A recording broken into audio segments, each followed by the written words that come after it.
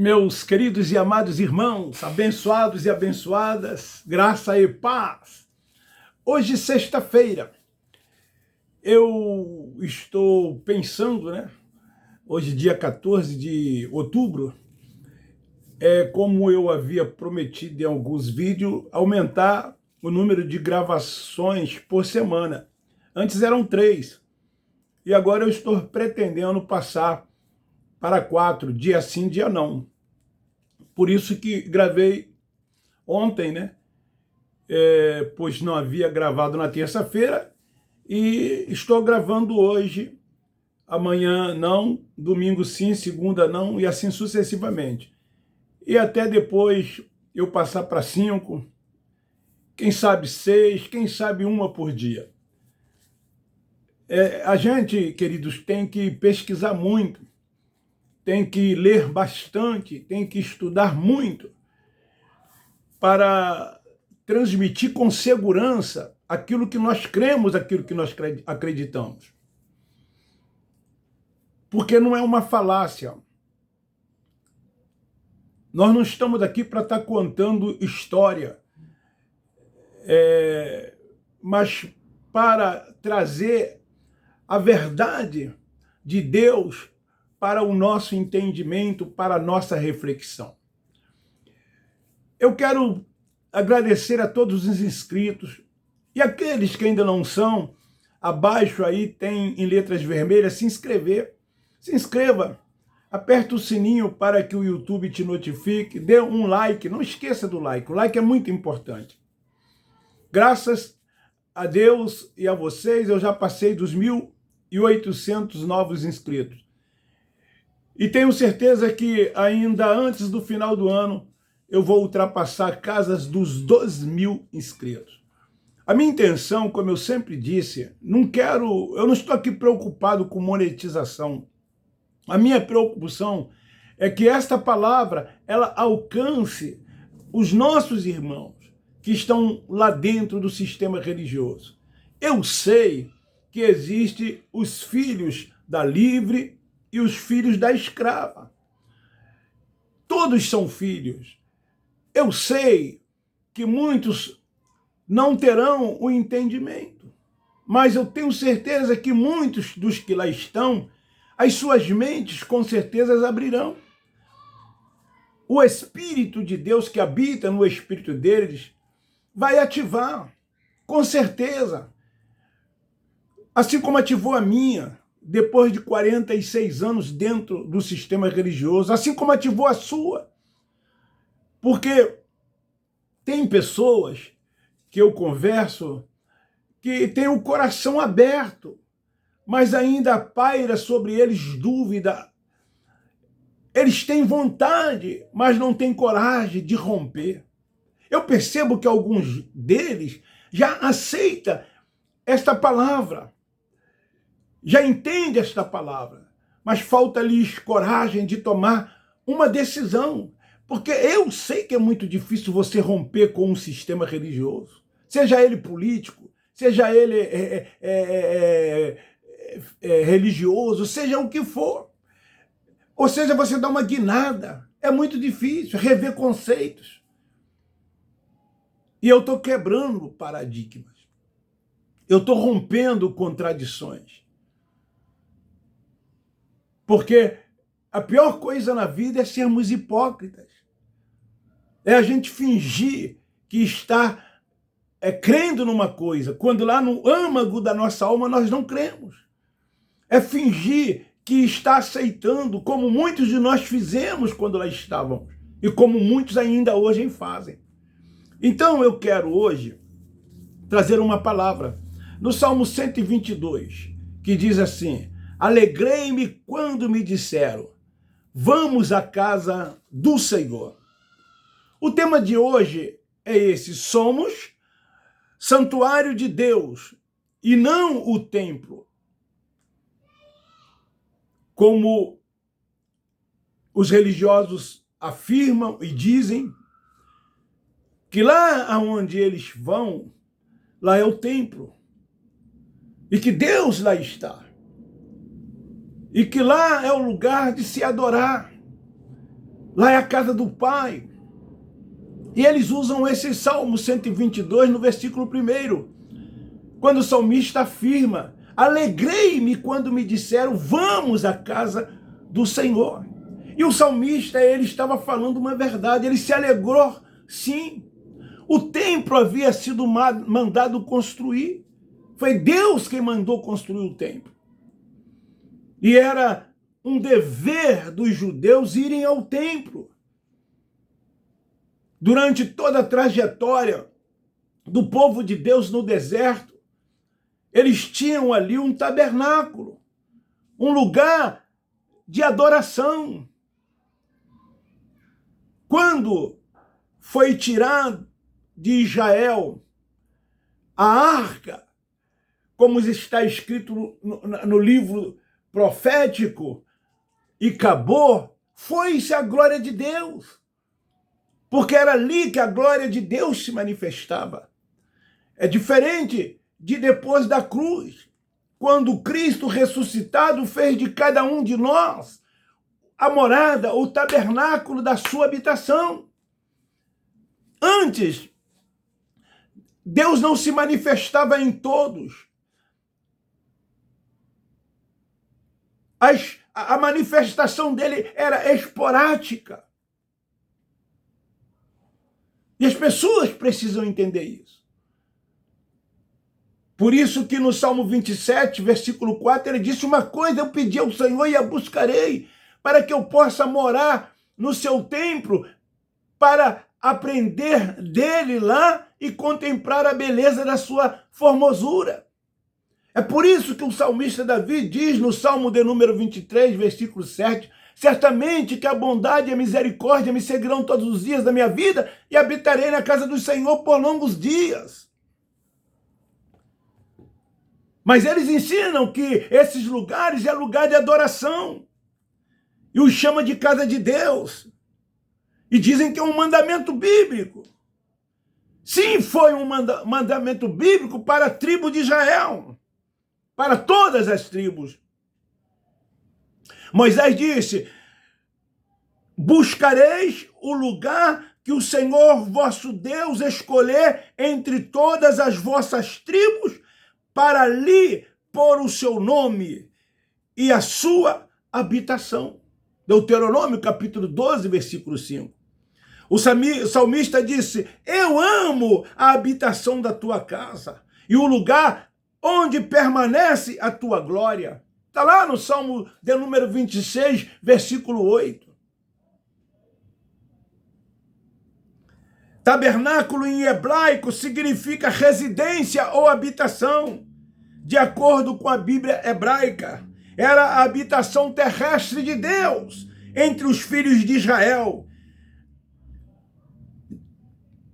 Do tempo da saída do Egito até a conquista de Canaã, como eu já disse na introdução, no começo dessa mensagem, eram transportadas pelos israelitas em sua jornada pelo deserto até a terra prometida. E assim então Deus se manifestava.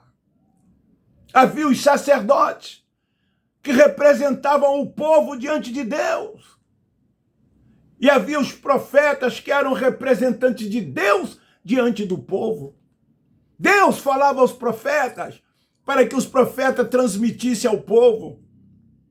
O povo falava ao sacerdote para que o sacerdote o representasse diante de Deus. Eu quero te dizer que 300 anos depois, o templo de Salomão em Jerusalém substituiu tudo isso como habitação de Deus. Era lá, no templo, que Deus se manifestava. Daí o desejo do salmista de ir ao templo, de buscar a Deus no templo.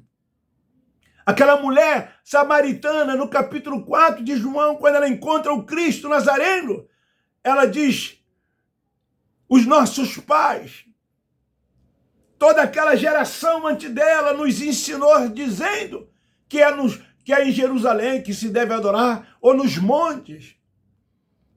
E o Nazareno não questionou aquela mulher. Pelo contrário, ele afirmou, sim, você está certa, os pais estão certos, é em Jerusalém e no monte. Mas, mulher, virá dias em que o Pai será adorado em espírito e em verdade, e os verdadeiros adoradores adorarão o Pai em verdade e em espírito. Somos constituídos como casa espiritual. Se não vejamos, 1 Pedro, o apóstolo da circuncisão, na sua primeira epístola, no capítulo 2, no versículo 5, olha o que diz. Vós também, como pedras vivas, sois edificados como casa espiritual para ser de sacerdócio santo, a fim de oferecer de sacrifícios espirituais aceitáveis a Deus por Jesus Cristo. Santuário de Deus. Depois você leia 1 Coríntios capítulo 13, dos versículos 16 e 17. O apóstolo Paulo, o apóstolo da graça de Deus, diz que somos santuário de Deus e que o seu Espírito habita em nós. Querido, é no seu Espírito que Deus habita. Você é o tabernáculo, você é a morada do Altíssimo. É em você que ele habita. Como ir ao templo, como frequentar o templo, como ir lá para adorar, se ele está em você. Atos 7,48, eu sempre cito, o Altíssimo não habita em templo feito pelas mãos dos homens. Mas eles não têm o entendimento para entender isso, e ficam construindo templos. Eles têm os seus interesses, as suas conveniências. Eles fazem isso por causa do dinheiro.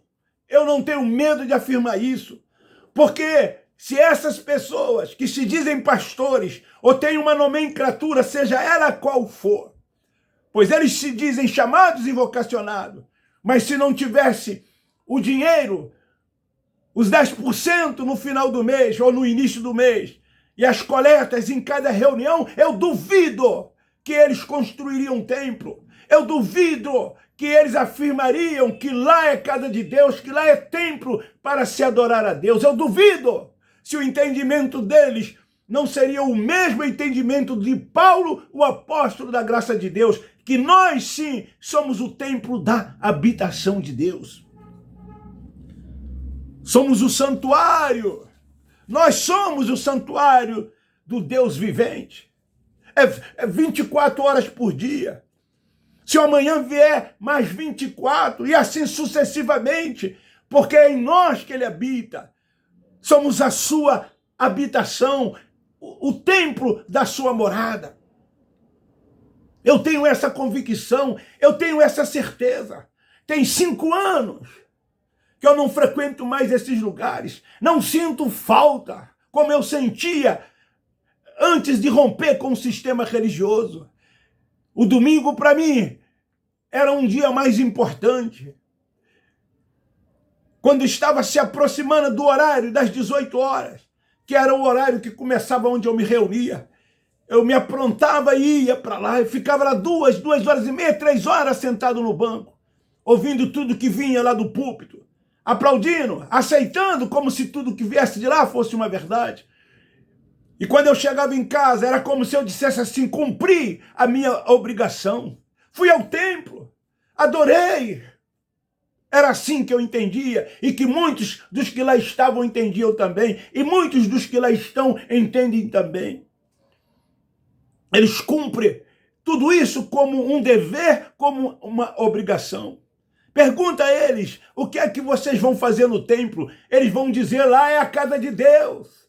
Lá é o templo da habitação de Deus. Lá é lugar de adoração. E cita o Salmo 122:1. Cita o Salmo 23:7. Cita o Salmo 24 também, versículo 3, quando diz, uma coisa eu pedi ao Senhor. E muitos outros do Velho Testamento para justificar o templo como o lugar de habitação e da morada de Deus.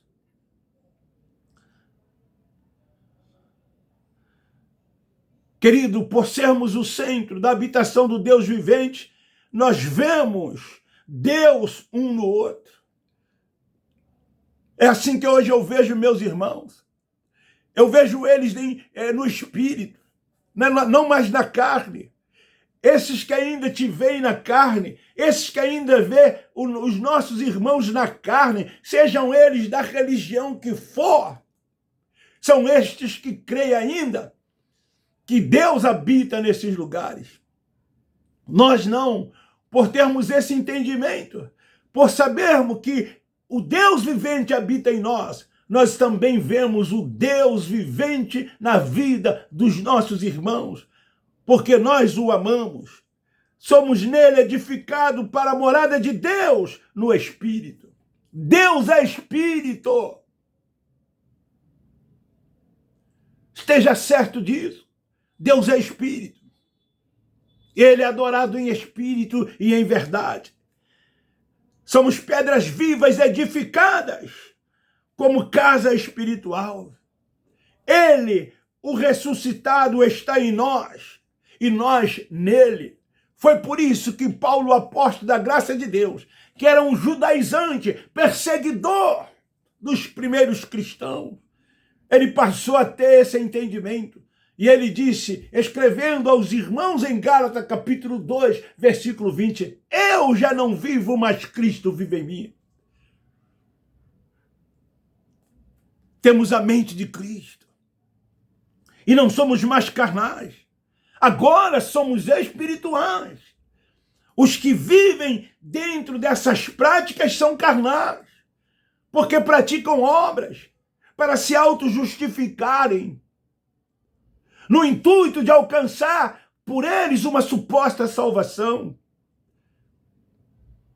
Tudo que fazem por meio do corpo lhes servem de acusação e de condenação. É porque é assim que eles agem, é assim que eles se comportam.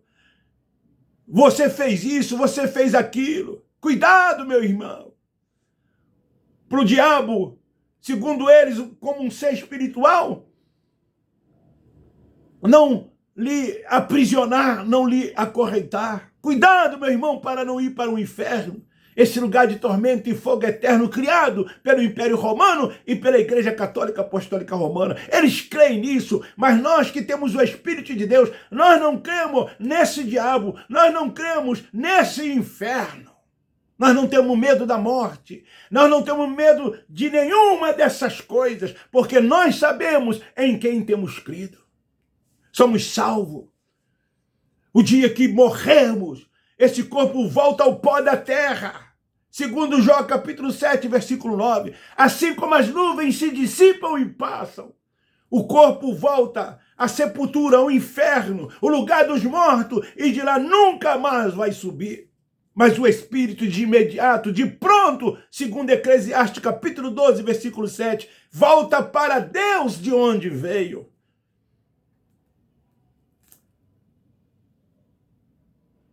Era aquilo que era o mistério que Deus nos faz conhecer, quais são as riquezas da sua glória.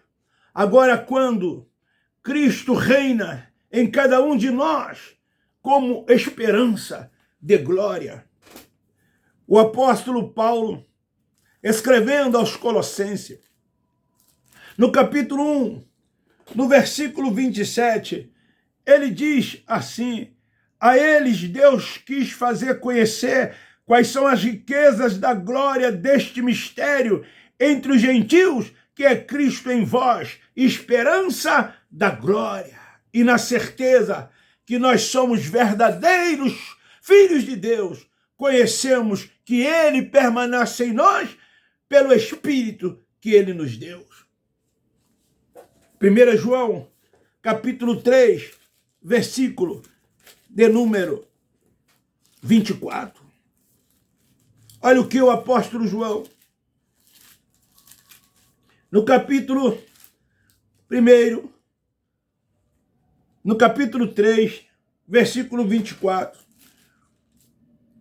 E aquele que guarda os seus mandamentos permanece em Deus, e Deus nele, e nisto conhecemos que ele permanece em vós, em nós, pelo Espírito que nos deu. É esse Espírito que habita no nosso espírito. E sabe o que esse Espírito faz? Ele testifica que somos filhos de Deus. Nós não temos dúvida alguma. Como ser servo? Servo não tem direito a nada. Tudo é oculto ao servo. O servo não pode participar de nada. É como se ele fosse um escravo. Mas nós somos filhos de Deus, co-herdeiro com Cristo. O sistema religioso, ele valoriza os templos feitos pelas mãos dos homens, incutido na cabeça das pessoas que ali é um lugar sagrado e que ali é a casa de Deus, e as pessoas aceitam isso. Lugar este que Deus não habita. Lá o homem é o centro das atenções. Lá eles ocupam os primeiros lugares. Lá eles tentam dividir a glória de Deus. E Deus não divide a sua glória com quem quer que seja. Deus é único e soberano e reina sobre tudo e todos. Tudo é dele, por ele e para ele. O homem busca a primazia, os seus interesses e conveniência nesses lugares. Tudo por causa do dinheiro. Tudo por causa da soberba, da vaidade, da vida em abundância, às custas daqueles que trabalham.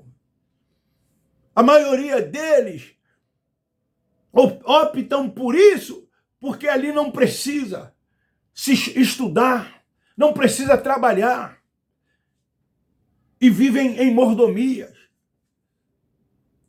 Quantos de vocês têm faculdades, têm estudo, e não ganha 1/3 do que muitos desses que lá estão ganham? Você sua para ganhar o seu sustento. E eles não estão nem aí para você. Abre os seus olhos. Eu conheço pastores que ganham 20% da arrecadação das suas do templo matriz e das suas congregações. Pastores com 10 salários mínimos, mais despesas pagas pelos membros. Por isso que a grande maioria deles viajam pelo Brasil e pelo exterior. Tem carro zero. Essas convenções só dão a eles privilégios e mordomia. Se hospedam nos melhores hotéis, saem de um estado para o outro estado. São muitas as convenções. Quando uma se incompatibiliza com a outra, eles racham e abrem outras convenções. Eu me lembro da instituição que eu fui membro, aí eu estou me reportando há 40, 50 anos atrás. Só existia uma convenção, que era a SEADER, a Convenção das Assembleias de Deus do Estado do Rio de Janeiro. Veja aí quantas hoje existem, porque se dividiram. Racharam. Porque é um grupo fechado. Quem está não sai. E quem está fora não entra. Os templos são deixados de pais para filhos, genros, e hoje filhas, né? Porque eles estão consagrando aspas pastoras. Aí deixam para a família. É isso, isso é a mais pura verdade. Verdade esta que muitos têm medo de dizer. E você que está lá sustentando esse sistema, rompa com esse sistema de imediato. Enquanto é tempo. Invista o seu 10% na sua família, no seu bem-estar, no próximo, naqueles que precisam, naqueles que necessitam. Faça isso você mesmo. Você não precisa de um intermediário. Portanto, fica aí esta palavra. Somos o santuário de Deus. e não o templo construído por homens que são, né, o templo da habitação dele. É você, cada um de nós. Você é nosso irmão. Ó, nós da graça amamos vocês. Vocês não imaginam. Nós não estamos aqui falando mal de quem quer que seja. Nós estamos aqui combatendo o sistema doutrinal. Essas mentiras, esses enganos que são colocados na mente dos incautos. É isso que nós estamos aqui combatendo. Eu queria poder dizer-lhe, cara a cara, desses que são chamados de líderes, mas eles são covardes, eles não têm coragem, eles têm medo. Já convidei muitos deles para vir à minha casa. Mandei eles trazerem Bíblia, dicionário, o que quiserem, fazerem uma junta e vim e vamos conversar sobre essa revelação que Deus deu, que o Cristo ressuscitado deu a Paulo, o evangelho da incircuncisão, para que nós fôssemos alcançados por ele, para que pudéssemos viver uma liberdade plena em Cristo. E é o que nós da graça vivemos. Beijo no seu coração, um forte abraço. Se inscreva, me ajude, divulgue, compartilhe, espalhe essa boa notícia. Isso sim, boas novas. Graça e paz. Abba Pai, Abba Pai, Abba Pai.